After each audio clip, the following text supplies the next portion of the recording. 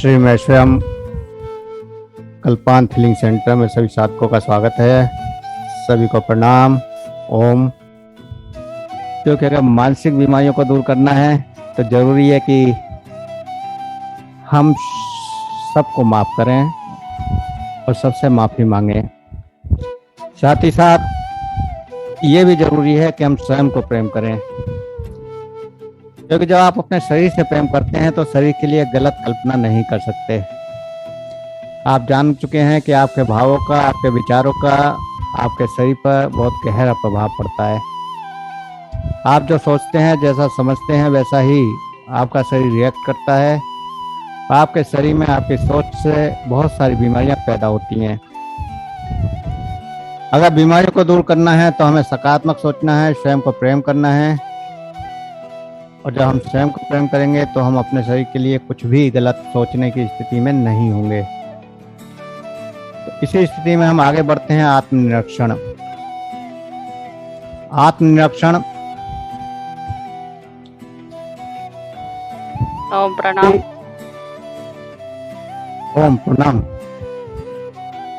इसी के साथ में सबसे महत्वपूर्ण आचार्य श्री ने हमें जीवन की एक विधा बताई है। चातुर्मास में हमने आहार विहार क्या लेना है, देवशैली का महत्व बताया था।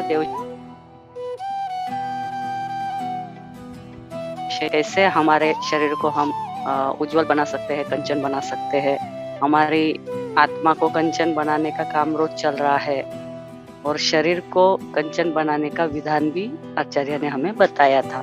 तो इस विधान को भी हम सबको याद रखना है और उसमें से जितना हो सके रोज हमारे जीवन में उसका उपयोग करना है। धन्यवाद। ओम।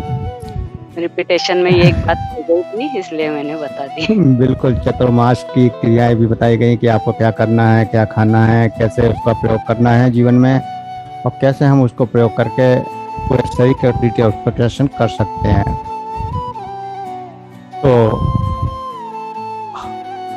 हमने ध्यान दिया होगा आपने भी कि जब आप किसी को प्रेम करते हैं, स्नेह करते हैं और उसमें हजारों बुराइयां हो, फिर भी हमको उसकी एक बुराई भी दिखाई नहीं देती। किंतु अगर किसी से हमें द्वेष है, ईर्ष्या है, घृणा है, तो हमें उसके हजारों दुर्गुण दिखाई देते हैं, क्योंकि हम एक अपनी धारणा बना लेते हैं कि ये व्यक्ति गलत है। और जब ये धारणा बना लेते हैं तो उसकी हर बात हमको गलत नजर आती है। वहीं अगर हमारी धारणा उस व्यक्ति के प्रति सही है, अगर हमें उसके ऊपर विश्वास है, उसकी हर गलत बात भी हमें सही नजर आती है, क्योंकि हम आत्मनिरीक्षण नहीं करते। अगर दूसरा व्यक्ति धन कमा रहा है और हम उसके ऊपर विचार करते हैं, तो हम सोचते हैं कि उसने कहीं धोखा दिया होगा, कोई चोरी बाजारी करी होगी, कोई ठगी की होगी, कोई मुनाफाखोरी की होगी, इसलिए वो आज धनवान बन गया। लेकिन अगर हम धन कमा रहे होते हैं तो हम सोचते हैं कि ये हमारी बुद्धि का कमाल है, हम अपनी बुद्धि का कौशल मानते हैं। और इस तरह की बातों से हमेशा पक्षपात बढ़ता जाता है। किसी से हम प्रेम करते हैं, किसी से ईर्ष्या करते हैं, और उसके आधार पर हम सामने वाले की बातों को मानना या ना मानना, स्वीकार करना या न स्वीकार करना शुरू कर देते हैं। वहां हम सही गलत की सोच का प्रयोग करते ही नहीं, अपनी बुद्धि का भी प्रयोग नहीं करते। सामने वाले ने जैसे ही कुछ कहा, हम तुरंत जवाब देते हैं। हम अपनी आत्म शक्ति से, अपनी चेतना से, अपने मानसिक स्तर से विचार ही नहीं करते कि ये जो कह रहा है वो सही है या गलत है। और अंधे भाव में या अंधी मान्यताओं में उसकी सही और गलत बात को हम स्वीकार करते हैं, और ये सही गलत बातें ही हमारे मानसिक तनाव भी पैदा करती हैं। तो आत्मनिरीक्षण इस दृष्टिकोण से करें कि गलत अंदाजा लगाने से उठने वाली जो दुर्भावनाएं हैं वह हमारे स्वास्थ्य को खराब करेंगी।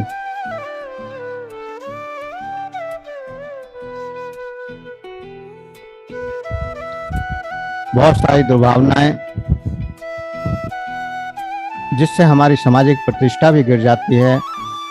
लोग बुरा कहेंगे और हमसे कोई भी वो व्यवहार नहीं करेगा जो हम करवाना चाहते हैं। इसलिए हमें एक समभाव पैदा करना है। जब हम समभाव पैदा करते हैं तो सम स्थिति में रहने लगते हैं, और सम स्थिति में रहने से आप सही गलत का सही फैसला कर पाते हैं।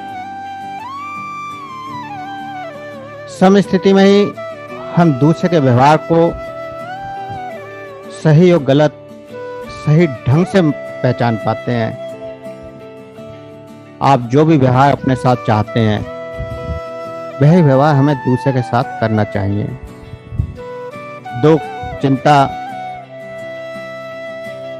अच्छाइयाँ अगर हम चाहते हैं तो समाज में हमें यही बांटना भी पड़ेगा। सामने वाले को क्या दे रहे हैं, सामने वाले के मन में हमारे प्रति क्या भाव आ रहा है, ये बहुत ज्यादा आपके स्वास्थ्य के ऊपर प्रभाव डालता है।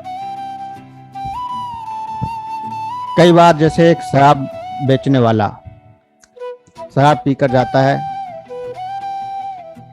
अब उसके घर वाले उसको तो कहते ही हैं कि शराब पी कर आया, इसका बुरा हुआ, ये मानता नहीं है, ये गलत कर रहा है, ये बर्बाद कर रहा है। लेकिन साथ ही शराब बेचने वाले को भी बुरा भला कहा जाता है। उसके लिए भी कहा जाता है कि उस शराब बेचने वाले ने ऐसी लात डाल रखी है, उसकी दुकान बंद नहीं होती, उसका परिवार खत्म हो जाए, उसका नाश हो जाए, ऐसा इस तरह का बहुत सारा उल्टा सीधा उसके लिए बोला जाता है। बहुत सारे कार्य भी ऐसे हैं जिसमें दूसरे व्यक्ति की नकारात्मक भाव हमारे ऊपर प्रभाव डालते हैं। सामने वाले के नकारात्मक भाव हमारे औरा क्षेत्र में और उसके बाद हमारे फिजिकल शरीर में प्रभाव डालते हैं और हमें बीमार कर सकते हैं।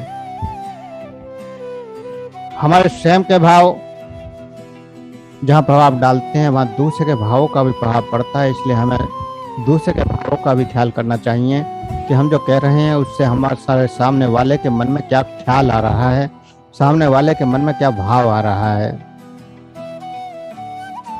अगर वो आपके लिए नकारात्मक सोचने लगता है तो निश्चित है कि कहीं ना कहीं आपके स्वास्थ्य पर उसका बुरा प्रभाव पड़ने वाला है। तो हमें आत्मनिरीक्षण करना है हर बात पे। सहयोग, सहानुभूति और सद्गुणों को बढ़ाते हुए दूसरों से भी प्रेम, स्नेह, प्रशंसा और सम्मान देना है। जब हम दूसरों को सहयोग करते हैं, सहानुभूति रखते हैं, दूसरों से प्रेम करते हैं, दूसरे की प्रशंसा करते हैं, दूसरे को सम्मान देते हैं, तो निश्चित है कि वही लौट कर वापस हमारे पास आने लगता है और हम बहुत सारी समस्याओं से जैसे निराशा, घबराहट, बेचैनी से बच जाते हैं। निराशा या उदासी, अगर मानसिक बीमारियों की शुरुआत कहें तो निराशा और उदासी से शुरू होती है। आपका मन उदास रहता है, आपके मन में निराशा आने लगती है, तो आप मानसिक बीमारियों की शुरुआत कर चुके हैं। तो अपने पूरे दिन के व्यवहार में आप देखें कि आप कितनी बार उदास हुए, कितनी बार आपके मन में निराशा आई, और अगर आ रही है तो उसको बदलने के लिए हमें अध्यात्म से जुड़ना चाहिए, आध्यात्मिक जीवन का आरंभ करना चाहिए, अपने अंदर सकारात्मकता को पैदा करना चाहिए। सर्वत्र उस परमात्मा की ऊर्जा जो बिखरी हुई है उस ऊर्जा को अपने अंदर एब्जॉर्ब करने की कोशिश करनी चाहिए और उस ऊर्जा से पूर्ण विश्वास के साथ शांति, सुख और आनंद की अनुभूतियों को बढ़ाना चाहिए, जिससे निराशा और उदासी खत्म हो जाए। ये छोटी छोटी बातें हैं हालांकि निराशा और उदासी, लेकिन हम समझ नहीं पाते और धीरे धीरे ये इतनी बड़ी बीमारियां बन जाती हैं कि कई बार पागलपन तक पहुंच जाती हैं। और अगर मानसिक स्तर पर ये शारीरिक स्तर पर आ जाएं, मानसिक स्तर की जगह अगर ये शरीर की ओर मुड़ जाएं तो आपके अंदर हृदय रोग, डायबिटिक और कैंसर तक पैदा कर देती हैं। कैंसर के मरीज अगर स्वयं में स्वीकार कर लें कि उन्हें कोई समस्या नहीं है, वो स्वस्थ हैं, और उनके भावों में अगर सकारात्मकता आ जाए तो जो पेशेंट साल में, 1 साल में, 2 साल में ठीक होता है, वो कुछ ही महीने में ठीक हो जाता है। कैंसर के 3 पेशेंटों को मैंने स्वयं अभ्यास किया और इतने अच्छे रिजल्ट दिए जिसकी हम कल्पना भी नहीं कर सकते हैं। एक कैंसर का पेशेंट जिसको डॉक्टरों ने 21 कीमोथेरेपी बोली थी और 1 साल तक रेस्ट के लिए बोल दिया था कि आप 1 साल तक जॉब पर नहीं जा सकते। पहली कीमो के बाद मुझे मिला वो, और पहली से दूसरी कीमो के बीच में करीब 15 दिन लगातार उसको मैंने सकारात्मक हीलिंग की, साथ ही साथ उसकी डाइट में कुछ सुधार किए, कुछ उसकी इम्यूनिटी पावर को बढ़ाया, कुछ उसके सकारात्मक विचारों को बताया कि आपको क्या विचार करना है, क्या सोचना है, क्या नहीं सोचना है, और उसने पूरी तरह से फॉलो किया। तो जो 21 कीमोथेरेपी होनी थी, 7 कीमोथेरेपी होने के बाद डॉक्टर कहता है कि अब ठीक हो आप, आपको कीमो की ज़रूरत नहीं है, और वो व्यक्ति चौथे महीने अपने जॉब पर चला गया। तो ऐसे चमत्कार होते हैं। आपके विचार बहुत पावरफुल हैं। मेरे जीवन में ऐसे बहुत सारे एग्जाम्पल हैं।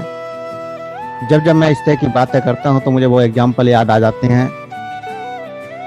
एक लेडी जिसका हाथ 3 साल से पैरालाइसिस था, कोहनी पर से मुड़ चुका था, हाथ की उंगलियां भी बेंड हो चुकी थीं, और ना तो हाथ सीधा होता था ना उंगलियां सीधी होती थीं। ऐसी लेडी जब पहली बार मेरे पास आई और मुझसे कहा कि यह हाथ का कुछ हो सकता है, तो मैंने बिल्कुल हो जाएगा। उसको यकीन नहीं हुआ, फिर भी कहीं ना कहीं एक सकारात्मक भाव जो हमने दिया कि हाँ बिल्कुल आपका हाथ 100% ठीक हो सकता है, यह हाथ सीधा भी हो जाएगा, उंगलियां भी खुल जाएंगी। लेकिन 10 दिन का पहले आपको एक प्रैक्टिकल करना है, और 10 दिन जो है आपको केवल लगातार आना है, आपको फर्क पड़े या ना पड़े। तो 10 दिन जब लगातार वो आई, लगातार उनसे चर्चा होती थी 1 घंटे, और उस चर्चा के साथ साथ उनका ट्रीटमेंट होता था। तीसरे दिन उनकी कोहनी सीधी हो चुकी थी और 10 दिन में उंगलियां भी सीधी हो गई। 20 दिन के ट्रीटमेंट में करीब 1 किलो वजन वो अपने हाथ से उठाने लगी थी। तो इतना अच्छे उपचार, इतने अच्छे सकारात्मक भाव से आप पैदा कर सकते हैं। जो मरीज सालों से ठीक नहीं हुआ, उसको अगर आप एक ऐसा सकारात्मक विचार दे दें जो वो स्वीकार कर ले, अगर उसने स्वीकार कर लिया तो उसका शरीर तंत्र रिएक्ट करना शुरू कर देता है, उसके अंदर हार्मोन बदलाव आने लगते हैं और वह स्वस्थ हो जाता है। इस पर भी आपको पूरा एक कोर्स अलग से करवाएंगे, nano healing, Kalpant nano spiritual healing के नाम से वो कोर्स डिजाइन है कि हमारा शरीर कैसे, हमारे शरीर की कौन सी ऊर्जा है वो जो शरीर को केवल भाव करते ही बदल जाती है, कैसे शरीर स्वस्थ हो जाता है, वो आप सब सीखेंगे आगे। आशावादिता, आशावादी व्यक्ति सर्वत्र परमात्मा की सत्ता को देखता है। अगर आप विश्वास करते हैं तो आशावान होना निश्चित है,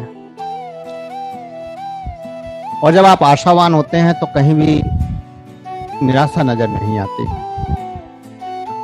आशावान का मतलब है कि जो भी आप कार्य कर रहे हैं उसमें पूर्ण सकारात्मक हैं, पूर्णतः आप उसको स्वीकार कर रहे हैं कि यह कार्य होगा ही होगा, और सर्वत्र उस आशावादिता से आप वो कार्य कर सकते हैं जो असंभव हो। आपने अपनी शक्ति पर विश्वास करना पड़ेगा। अपने मन की शक्ति, अपने विचारों की शक्ति को आपको पहचानना पड़ेगा। जैसे आप जब अभ्यास करते हैं मुस्कुराने का, तो आपके अंदर एक सकारात्मक भाव पैदा होता है, आपके चेहरे पर मुस्कुराहट आ जाती है और चेहरे पर मुस्कुराहट के साथ आप अपनी समस्त बीमारियों को कुछ देर के लिए भूल जाते हैं, समस्त कष्टों को भूल जाते हैं। ये आपके विचार की शक्ति है। जब आप लोगों को क्षमा करते हैं तो आपके अंदर जो लोगों के प्रति घृणा थी, जो लोगों के प्रति द्वेष था, ईर्ष्या थी, वो खत्म हो जाती है। और जब आप स्वयं को प्रेम करते हैं तो ये सारी शक्तियाँ मिलकर आपके एक एक शेष स्तर पर हीलिंग करनी शुरू कर देती हैं। हमारे शरीर को पता है कि हमें क्या करना है, हमें केवल उसको आदेश देना है, या कहें कि हमें केवल उसके प्रति विचार करना है। अगर हमें स्वस्थ होना है, दर्द को ठीक करना है, तो हमें दर्द के बारे में विचार करना ही बंद कर देना है। हमें महसूस करना है कि हम ठीक ठाक चल रहे हैं, ठीक ठाक सब कुछ हो रहा है। जैसे एक स्वस्थ व्यक्ति मन में विचार करता है, ठीक वैसे ही अपने आप को पूर्ण स्वस्थ महसूस करते हुए स्वस्थ के होने के विचार देखें। वहां आपको यह कल्पना नहीं करनी है कि मैं स्वस्थ हो रहा हूँ। गलती यही होती है कि जब हम सोचते हैं कि हम स्वस्थ हो रहे हैं तो कहीं ना कहीं हम नेगेटिव थॉट्स को जन्म दे रहे हैं, यानी कि कहीं ना कहीं कोई बीमारी है इसलिए हम स्वस्थ होना चाह रहे हैं। तो हमें अपने विचारों में पूर्ण सकारात्मकता लानी है। अगर हम स्वस्थ हैं तो हम कैसे सोचते हैं, कैसे व्यवहार करते हैं, कैसे हम चलते हैं, कैसे हम बैठते हैं, कैसे हम उठते हैं, उस चीज को आपको जीना है। अगर आप स्वास्थ्य को जीने लगें तो बीमारी अपने आप पीछा छोड़ देती है। विचारों की शक्ति बड़ी प्रबल है। जब आप किसी के प्रेम में होते हैं, कोई प्रेमी आपके सामने अचानक आ जाता है, उसके विचारों से देखिए आपके अंदर तुरंत कितने सारे परिवर्तन आ जाते हैं। आप कितना भी तनाव में क्यों ना हो, कितना भी डिस्टर्ब क्यों ना हो, जैसे ही वो सामने आता है तो आप समस्त तनाव को भूल जाते हैं। ऐसा हार्मोन्स आपके अंदर रिलीज होता है कि सारे तनाव को, सारे कष्टों को, सारे दुखों को तुरंत एकदम खत्म कर देता है, केवल सामने देखने मात्र से। और जब देखने मात्र से इतना कुछ हो सकता है, तो फिर अगर आप उस भाव को स्वीकार कर लें, अपने अंदर उस भाव को पैदा कर लें, तो क्या नहीं हो सकता। क्रोध जिस दिन आपके अंदर क्रोध आ जाए, आपकी पाचन शक्ति तुरंत खराब हो जाती है। अगर आपने किसी के ऊपर 10 मिनट क्रोध कर लिया, 10 मिनट उसके ऊपर चिल्लाए, आक्रोशित हुए, तो आप देखेंगे कि उस दिन आपका पेट निश्चित रूप से खराब हो जाएगा, एसिड बन जाएगा, पाचन नहीं होगा, गैस बन जाएगी, सुबह को पेट साफ नहीं होगा। तो तुरंत क्रोध का आपके विचारों पर प्रभाव पड़ जाता है। ऐसे ही जब हम बार बार आलस्य के बारे में, निराशा के बारे में सोचते हैं, तो हमारी शरीर की शक्ति निष्क्रिय होने लगती है। जब हम सोचते हैं कि हमारे आलस आ रहा है, मुझे थोड़ा देर और आराम करना चाहिए, तो आपका शरीर भी निष्क्रिय हो जाता है कि जब आपकी चेतना ही एक्टिव होने को तैयार नहीं है तो मैं ही क्यों एक्टिव हूँ। और धीरे धीरे वो आलस बढ़ता हुआ आपके अंदर बहुत सारी बीमारियां पैदा कर देता है। छोटी मोटी बीमारियां, सर्दी जुकाम या मौसमी इन्फेक्शन काफ़ी हद तक इसी वजह से भी होते हैं कि आपका शरीर आपको आलस के लिए कहता है तो आप आलस को स्वीकार कर लेते हैं। आपके आलस का भाव आपकी इम्यूनिटी पावर को कमज़ोर करता है। अगर आप सुबह उठते हैं और उठते ही मन में विचार आता है कि थोड़ी देर और आराम कर लूं, तो ये समझ लीजिए कि आपकी इम्यूनिटी पावर, आपकी जीवनी शक्ति कमज़ोर होती जाएगी। और इस आलस को जितना ज़्यादा स्वीकार करेंगे, उतनी ही आपकी इम्यूनिटी पावर और जीवनी शक्ति कमज़ोर होगी और जितनी जीवनी शक्ति कमजोर होगी, इम्यूनिटी पावर कम होगी, उतनी ही आसानी से रोग आपके शरीर में आ जाएंगे। अब क्रोध का अधिकांश कारण अपना अहंकार होता है, एक झूठा अहंकार जिसका कोई अस्तित्व नहीं होता। तो इसलिए अपने अहंकार को छोड़ना है। हम सोचते हैं कि जो हम कह रहे हैं वही सही है, लेकिन सामने वाला अपने मान्यताओं के आधार पर अब जो वो कह रहा है वो भी यही सोच रहा है कि मैं जो कह रहा हूँ वही सही है। तो हमें जरूरी नहीं है कि हम अपनी ही भावनाओं, अपनी ही मान्यताओं के आधार पर उस बात को सोचें, समझें। हो सकता है वो सही भी कह रहा हो या हो सकता है वो गलत भी कह रहा हो। अब हमें उसको स्वीकार करना है या नहीं करना है वो हमें अपने तक सीमित रखना है। अगर अच्छी बात है तो स्वीकार कर लीजिए, नहीं है तो उसे अस्वीकार कर दीजिए। अगर आपने उसकी गलत बात को विरोध किया तो निश्चित है क्रोध बढ़ेगा, और क्रोध बढ़ेगा तो कलह होगा, ईर्ष्या होगी, द्वेष बढ़ेगा, और धीरे धीरे ये भावनाएं आपकी चेतना के स्तर में गिरावट लानी शुरू कर देंगी, आपकी इम्यूनिटी पावर को धीरे धीरे डाउन करना शुरू कर देंगी।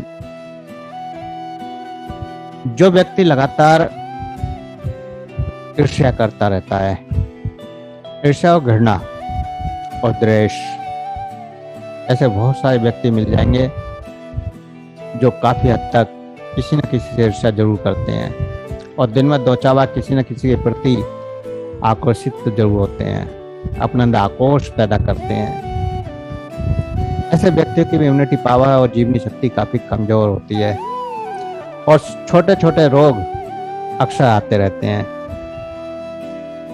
तो मानसोपचार क्या है? मानसोपचार की पद्धति जीवन की सार्थकता के विचार पर आधारित है। आपकी समस्याओं को समझने की इसमें कोशिश की जाती है कि आखिर समस्या पैदा कहाँ से हो रही हैं, जो वास्तविक खुशियां हैं वो दूर कैसे हो रही हैं, और वास्तविक खुशियों को हमें कैसे वापस लाना है, इसकी कोशिश करनी होती है। तो किसी व्यक्ति में अपने कल्याण के प्रति भावना को बढ़ाना होता है। कल्याण, स्वयं का कल्याण। अब यहाँ हम दूसरे के कल्याण की बात नहीं करेंगे, क्योंकि हम स्वयं के कल्याण की बात कर रहे हैं। स्वयं को स्वस्थ रखना चाहते हैं, स्वयं की मानसिक समस्याओं को, स्वयं की शारीरिक समस्याओं को दूर करना चाहते हैं, स्वयं की आत्मिक समस्याओं को दूर करना चाहते हैं, तो हमें स्वयं का कल्याण करना है और स्वयं के कल्याण की भावना को बढ़ाते जाना है।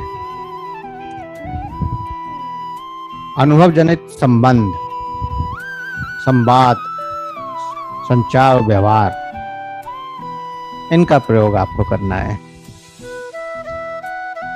अपने कल्याण के लिए अपने सामने वालों से हम कैसे संबंध बनाएं, सामने वालों के प्रति हम कैसे विचार प्रकट करें, कैसे हम एक दूसरे से वार्तालाप करें, कैसे हम सामने वालों के साथ व्यवहार करें।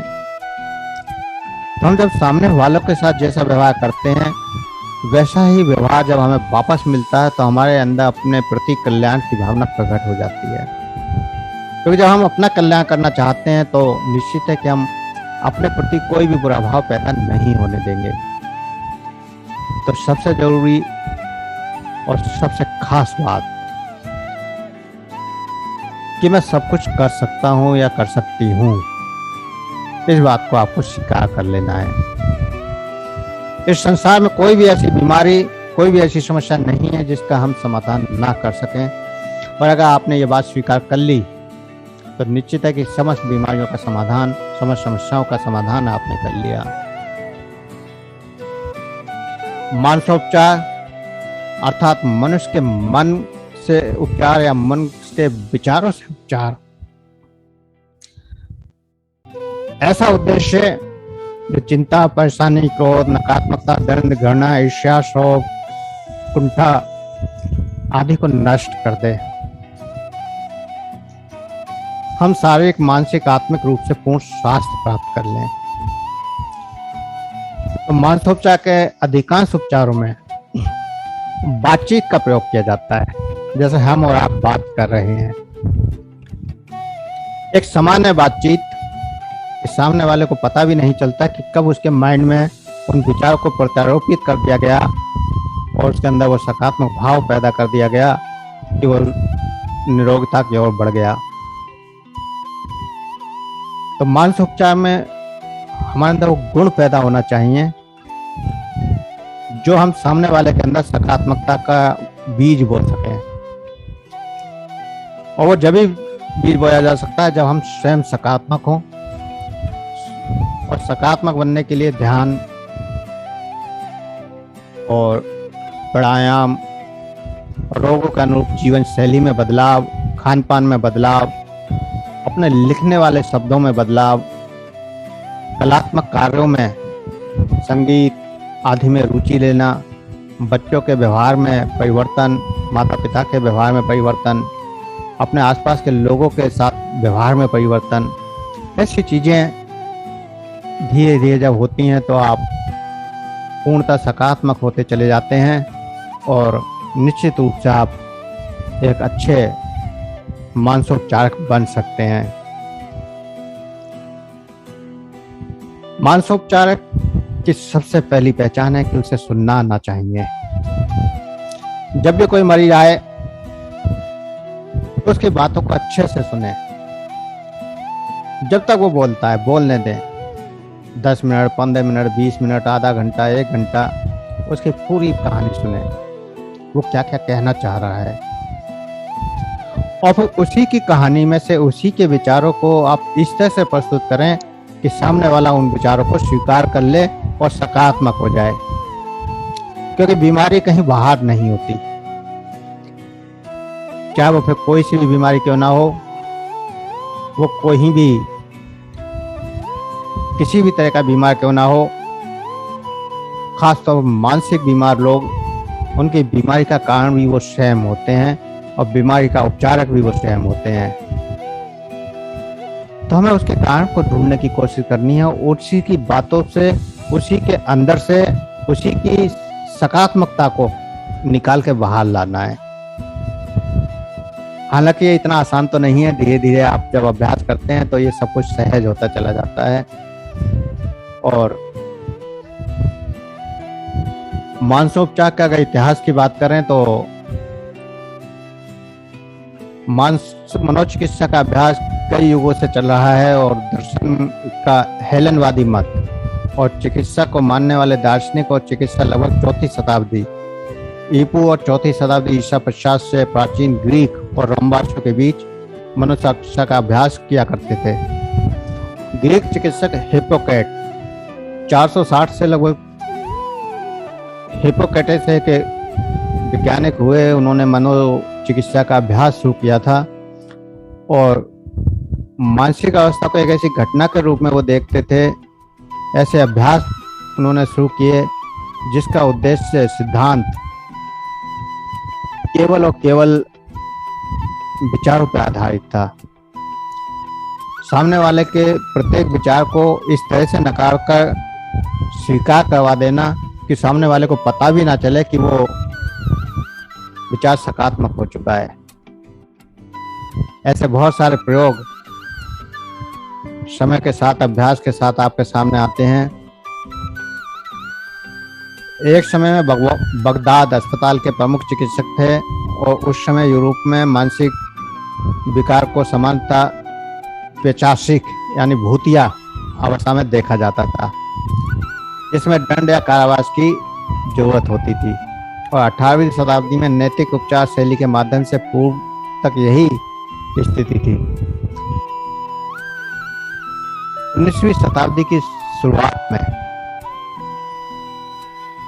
सिगमंड फ्रायड ने इस मनोचिकित्सा की शुरुआत की और फ्रायड ने उन समस्याओं की ओर ध्यान केंद्रित करना शुरू किया जिसके लिए कोई चेतन मन आधार नहीं था और यह सिद्धांतीकरण किया कि उनकी इन समस्याओं के पीछे मनोवैज्ञानिक कारण हैं जो अवचेतन मस्तिष्क और बचपन के अनुभवों से पैदा हुए हैं।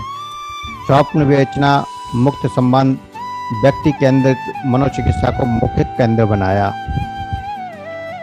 यहाँ एक बहुत बड़ी बात है कि हमने मतलब उस समय 19वीं शताब्दी में जब उन्होंने शुरुआत की थी तो उस समय भी उन्होंने यही कहा था कि कहीं ना कहीं मनोविज्ञान की बीमारी हमारे बचपन के अनुभवों से जुड़ी है। हमारे अवचेतन मन में बचपन के ऐसे बहुत से अनुभव हैं जिनके कारण हम मानसिक रोगी हो जाते हैं। हमारे बचपन के प्रत्येक भाव हमारे आगे वाले जीवन पर प्रभाव डालते हैं। बच्चा 3 साल से लेकर मतलब जब से सुनना और समझना शुरू करता है तब से लेकर वो करीब 15 साल तक के भाव सबसे ज्यादा प्रभावशाली होते हैं और 15 साल के भाव आपके पूरे जीवन को प्रभावित करते हैं। अगर कहें कि इन 15 सालों में आपके पूरे व्यक्तित्व का निर्माण हुआ है तो ये गलत नहीं होगा। और सिगमंड फ्रायड ने भी यही लगभग कहा अपने शब्दों में कि कहीं ना कहीं हमारे मस्तिष्क में बचपन के अनुभव हमारी समस्याओं को पैदा करते हैं। आज आप जो जी रहे हैं, आपका आज जो व्यवहार है, अगर आप देखेंगे, सूक्ष्मता से इसका निरीक्षण करेंगे, आप चिंतन करेंगे तो आप देखेंगे कि कहीं ना कहीं बचपन से आपको ये सब सिखाया हुआ है। आपने बचपन से यही सब कुछ सीखा है जो आज आप कर रहे हैं। और बचपन में जो जो कुछ आपने गलत स्वीकार किया है तो गलत व्यवहार, अच्छा स्वीकार किया है तो अच्छा व्यवहार, और अगर कहीं आपने अपने मन में कुछ कुंठाओं को दबा लिया, कुछ ऐसे भावों को दबाते चले गए जिनको आप प्रकट करना चाहते थे और नहीं कर पाए, तो वो कुंठाएं निश्चित रूप से आपके मनोरोग का कारण बन जाती हैं। जैसे बचपन में कोई बच्चा पढ़ नहीं पाता और जबरदस्ती आप उससे बार बार पढ़ने के लिए बोलते हैं और वह आपसे कह भी नहीं पाता डर की वजह से कि मैं पढ़ नहीं पा रहा हूँ, तो वो भाव उसने बार बार अपने अंदर दबाता गया और एक ऐसी कुंठा, एक ऐसी गांठ उसके अंदर बन गई कि आगे चल के कहीं ना कहीं किसी न किसी बड़ी बीमारी का रूप ले सकती है। ऐसे ही बचपन से प्रेम का ना मिलना, या आप कोई ना कोई ऐसा दृश्य, जैसे परिवार में कोई घटनाएं घटती हैं, किसी की मृत्यु का शोक या पति पत्नी का आपस का झगड़ा या परिवार के आपसी झगड़े, तो कहीं ना कहीं बच्चे के माइंड में ऐसे समाहित होते चले जाते हैं कि वो कहीं ना कहीं अपने अंदर उन कुंठाओं को इकट्ठा करता चला जाता है। और 20 साल बाद, 25 साल की एज के बाद, मतलब 15 साल तक जो स्टोर होता है, 10 और 15 से 25 साल के बीच उन पर वो चिंतन और मनन करता रहता है। 15 साल उन्होंने स्टोर भी किया है और 10 सालों में उसने चिंतन और मनन किया है, अपनी तरह से समझने की कोशिश भी करता है वो, लेकिन वो बचपन की जो कुंठाएं, जो गहराई से वो स्वीकार कर चुका है, उसका प्रभाव 25 के बाद प्रकट होना शुरू हो जाता है। 25 साल की एज के बाद उसको पता चलने लगता है कि मानसिक रूप से तनाव में हूँ, मानसिक रूप से चिंतित हूँ, मानसिक रूप से उसके अंदर कोई ना कोई समस्या है। तो हमारी बचपन की बातों का कितना गहरा प्रभाव हमारे ऊपर पड़ता है, और ये सिद्धांत सिगमंड फ्रायड ने भी दिया था।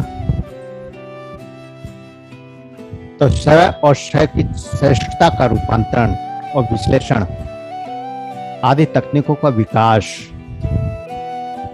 इस चिकित्साओं में हुआ। Anna Freud, Alfred Adler, Carl Jung, Karen Horney, Erik Erikson, Melanie Klein आदि इसमें शामिल रहे और इन्होंने अपने अपने विचारों को, अपने अपने सिद्धांतों को निर्माण किया। और सही मायने में अगर कहा जाए तो मनोचिकित्सा का कोई सिद्धांत भी नहीं होता। मनोचिकित्सा आप स्वयं निश्चित करते हैं। हर व्यक्ति के लिए एक नया इलाज, हर व्यक्ति के लिए एक नई सोच, हर व्यक्ति के लिए एक नया उपचार, कब किस व्यक्ति पर क्या प्रभाव डालेगा कोई नहीं कह सकता। जितने भी मनोवैज्ञानिक सिद्धांत हैं जिन्होंने भी दिए हैं वो सब फेल हो जाते हैं अगर आप सामने वाले के विचारों के अनुरूप नहीं बदलते। तो इस प्रकार 1920 में व्यवहारवाद की शुरुआत हुई और एक चिकित्सक के रूप में व्यवहार रूपांतर 1950 और 1960 में प्रसिद्ध हो गया। और प्रमुख योगदान करने वालों में साउथ अफ्रीका में जोसेफ वोल्फ और ब्रिटेन में एम.बी. सिप्रियो और हेर्ट श्रैंक और संयुक्त राज्य में जॉन वी वाटसन और बी.एफ. स्किनर थे। तो इस प्रकार धीरे धीरे ये मानसिक उपचार शुरू हुआ और मानसिक स्वास्थ्य, मेंटल हेल्थ और मानसिक तनाव, मेंटल टेंशन, मानसिक रोग। कहते हैं कि स्वस्थ मन में ही स्वस्थ शरीर का वास होता है। तनाव एवं मन एवं शरीर दोनों को दूषित कर देता है। हर मनुष्य को स्वस्थ रहने के लिए मानसिक तनाव से दूर रहना बहुत ही आवश्यक है। मानसिक तनाव के कारण ही शरीर में कई प्रकार के रोग हो जाते हैं, जिसके कारण से शरीर को कई प्रकार से हानि होती है। शरीर स्वस्थ नहीं रहता। मानसिक तनाव के कारण स्नायु तंत्र, निद्रा, रक्तचाप, पाचन क्रिया, मांसपेशी, अंतःस्रावी ग्रंथियों पर भी अप्रतिकूल प्रभाव पड़ता है। सबसे बड़ा प्रभाव जो पड़ता है हमारे हार्मोनल सिस्टम पर पड़ता है। जब जब हम तनाव में जाते हैं तो हार्मोनल डिसबैलेंस हो जाता है और हमारे चक्रों का भी बैलेंस बिगड़ जाता है। हमारे चक्र एनर्जी का संतुलन बनाकर रखते हैं और अगर चक्रों का बैलेंस बिगड़ जाए तो भी हार्मोन सिस्टम बिगड़ जाता है। तो मानसिक रोग हमारे स्वास्थ्य की दृष्टि से शारीरिक रोग से भी अधिक खतरनाक होते हैं, अनिष्टकारी होते हैं। छोटी छोटी बातें, मतलब इतनी छोटी बातें होती हैं मानसिक बीमारियों का कारण, जिसको आप अगर गहराई से सोचें तो कुछ भी नहीं है। एक छोटा सा विचार आपको कितना बड़ा मानसिक रोगी बना सकता है, इसकी आप कल्पना भी नहीं कर सकते। घृणा, प्रतिहिंसा, आलस, लोभ, चिंता, अहंकार, निराशा, ईर्ष्या, अज्ञानता, भय, कामलिप्सा, असहिष्णुता, अविश्वास, स्वार्थपरता, मानसिक उन्माद, वहम, ये सभी मानसिक बीमारियों के अंतर्गत आती हैं। तो मानसिक बीमारियां के बारे में अगर विचार करें, अगर चर्चा करें तो प्रत्येक व्यक्ति कहीं ना कहीं रोगों से ग्रस्त होता है, कहीं ना कहीं ऐसी बीमारी से ग्रस्त होता है जिसकी कल्पना आप नहीं कर सकते। तो इन बातों को सुनकर किस व्यक्ति को लगता है कि उसको कोई मानसिक समस्या नहीं है? किसी व्यक्ति को ऐसा लगता है कि उसको कोई मानसिक समस्या नहीं है? ऑडियो ऑन करके भी कह सकते हैं और चैट में भी डाल सकते हैं। कोई अगर ऐसा व्यक्ति अपने आप को जो कह रहा है कि मानसिक समस्या उसको कोई नहीं है तो बताएं।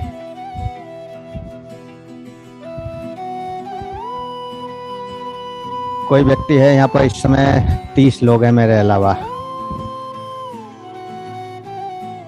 तो कोई व्यक्ति है ऐसा जो कहे कि मैं मानसिक समस्याओं से ग्रस्त नहीं हूँ, मेरे अंदर कोई तनाव नहीं है, मेरे अंदर कोई चिंता नहीं है, मेरे अंदर कोई घबराहट नहीं है, मेरे अंदर कोई ईर्ष्या का भाव नहीं है? शायद किसी का भी जवाब हमें नहीं आ रहा। और जी डॉक्टर साहब, ऐसे गुरुजी मुझे ऐसा लगता है कि 99.9% लोगों को मानसिक रोग है। मैं ये नहीं पूछ रहा हूँ, मैं ये नहीं पूछ ही नहीं रहा हूँ, मैं केवल ये पूछ रहा हूँ कि कोई व्यक्ति अगर अपने आप को समझता है कि मैं मानसिक समस्याओं से ग्रस्त नहीं हूँ, वो व्यक्ति बताए। ऐसा तो कोई नहीं होगा। अगर कोई व्यक्ति हो तो बताए जो समझ रहा हो कि मैं किसी मानसिक समस्या से ग्रस्त नहीं हूँ। आज 100% व्यक्ति मानसिक समस्याओं से ग्रस्त हैं।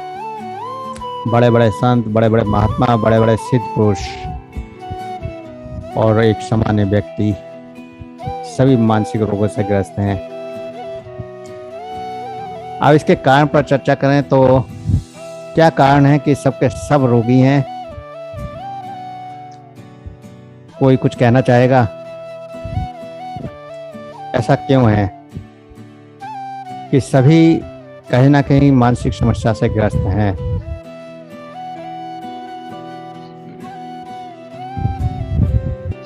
कोई भी एक दो लाइन में बताए।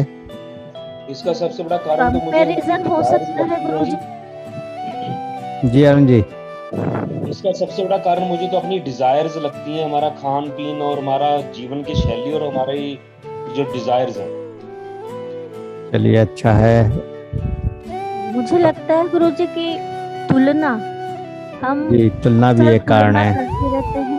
बिल्कुल, तुलना भी एक कारण है, डिजायर्स भी एक कारण है। सोच अक्सर दूसरों से नहीं मिलती है, तो हम सोचते हैं कि ये हमारे जैसा क्यों नहीं सोचते, दूसरे सोचते हैं कि ये हमारे जैसा क्यों नहीं सोचते। बिल्कुल, बहुत बढ़िया। और कोई कहना चाहेगा कुछ, एक एक लाइन में केवल, जो भी आप समझते हैं कि सब मानसिक रोगों से ग्रस्त क्यों है मानसिक समस्या। जी विष्णु जी। Negative thinking. चलिए अच्छा है, नेगेटिव थिंकिंग। गुरुजी बढ़ता हुआ जो कंपटीशन है वो भी जो है अवसाद और मानसिक प्रॉब्लम को जो है जन्म देता है। बिल्कुल, कंपटीशन की बात हो चुकी है। और कोई? जी हेमलता जी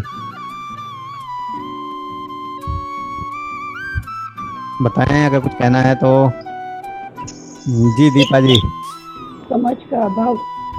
परेशान होता है वो सबसे ज्यादा, मानसों पर प्रॉब्लम चालू होती है उसकी, वो खुद अपने आप को नहीं समझ पाता, जिससे वो खुद ही अपने लिए प्रॉब्लम क्रिएट करता है, आसपास के लोगों से, खुद के अंदर से भी, और ना ही वो अपने पे ध्यान देता है, वो दूसरों पे ज्यादा ध्यान देता है। अच्छा है। जी दीपा जी आप बताएं। मैं भी वही बोल रही थी कि ठीक समझ है। का अभाव। समझ का अभाव, बहुत बढ़िया। और कोई सादा कुछ कहेगा?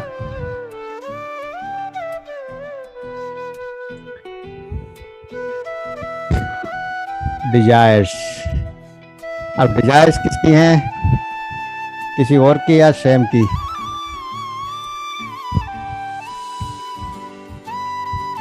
डिजायर्स भी स्वयं की हैं और तुलना भी आप स्वयं से करते हैं।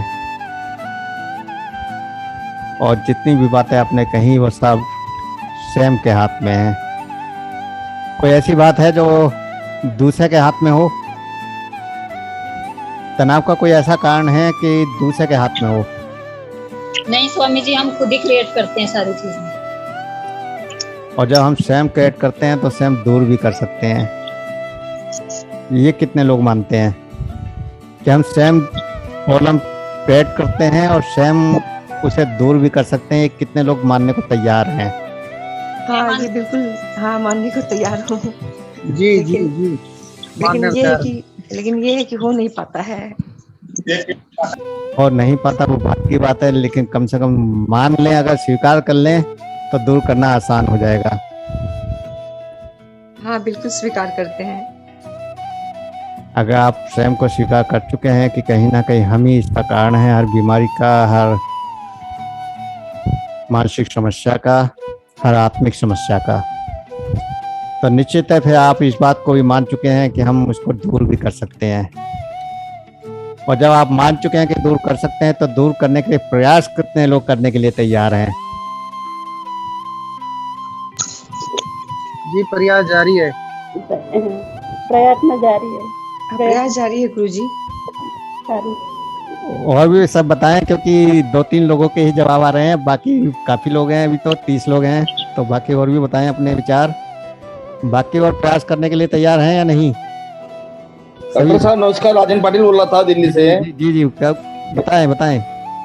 सर जी बिल्कुल प्रयास कर रहे हैं सर, आपके कहने पे जैसे बिल्कुल करते हैं। जी बिल्कुल सर। धन्यवाद।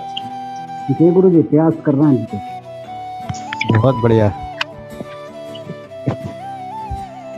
तो मानसिक समस्या हो या शारीरिक समस्या हो, हर समस्या का कारण हम स्वयं हैं और इसके उपचार का कारण भी हम स्वयं हैं। हम स्वयं चाहें तो हम उस बीमारी को दूर कर सकते हैं, स्वयं चाहें तो मानसिक समस्या को दूर कर सकते हैं, क्योंकि कभी भी दूसरा कोई व्यक्ति कारण नहीं होता।